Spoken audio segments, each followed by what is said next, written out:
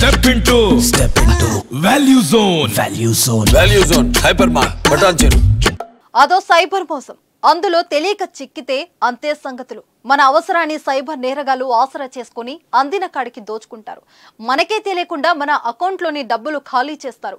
ఇటీవల కాలంలో సైబర్ నేరగాలు జనాలను దోచుకునేందుకు ఎప్పటికప్పుడు తమ రూట్ను మార్చుకుంటున్నారు. అంది వచ్చిన టెక్నాలజీని ఆసరగా చేసుకుని రెచ్చిపోతున్నారు.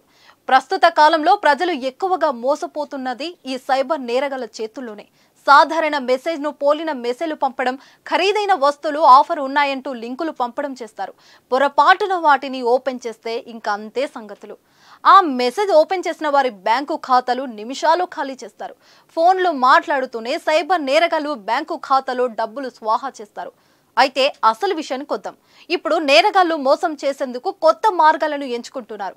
ప్రభుత్వ పథకాల పేరిట జనాలను మోసం చేసేందుకు ప్లాన్ వేస్తున్నారు. అది ఎలాగో ఇప్పుడు చూద్దాం. తెలంగాణలో కాంగ్రెస్ పార్టీ అధికారంలోకి వచ్చింది. అయితే ఎన్నికల ముందు ఇచ్చిన 6 హామీల అమలు చేసేందుకు ప్రభుత్వం సిద్ధమవుతుంది.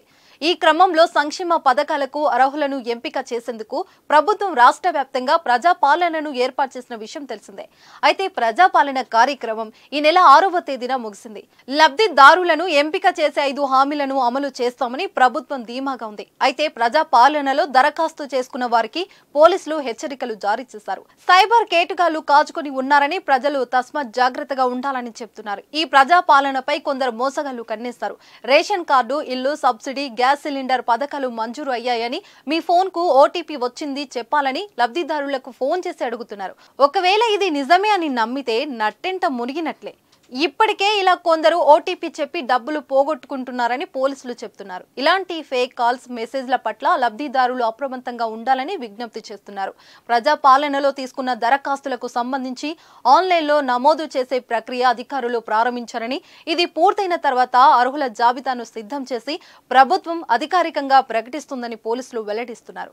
అప్పటి వరకు ఇలాంటి ఫేక్ కాల్స్ పట్ల ప్రజలందరూ అప్రమత్తంగా ఉండాలని పోలీసులు హెచ్చరిస్తున్నారు.